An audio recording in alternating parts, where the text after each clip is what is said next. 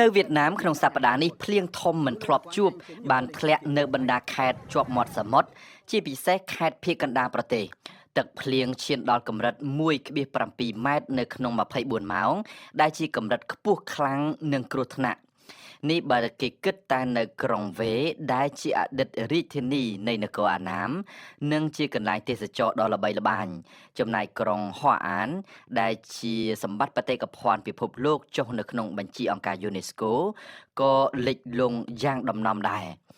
មានការរលំបាក់ដីយ៉ាងហោច150កន្លែងប្រជាជនវៀតណាមរន្ធត់តក់ស្លុតជាខ្លាំងព្រោះផ្ទះសម្បែងចំនួនជាង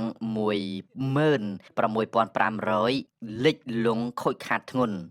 នេះបើតាមអាជ្ញាធរវៀតណាមខាងគ្រប់គ្រងគ្រោះមហន្តរាយដោយបានបញ្ជាក់ទៀតថាមានមនុស្សស្លាប់យ៉ាងតិច35នាក់នៅបណ្ដាខេត្តចំនួន4ដូចជាខេត្តវេនិងដាណាងជាដើមហើយមានប្រជាពលរដ្ឋខ្លះទៀតនៅបន្តបាត់ខ្លួន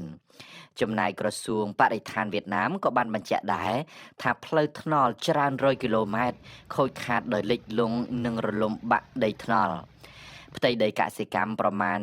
ជាង5000ហិកតាត្រូវបំផ្លិចបំផ្លាញហើយងាប់សត្វគោចិញ្ចឹមយកសាច់ចំនួនមិនតិចជាង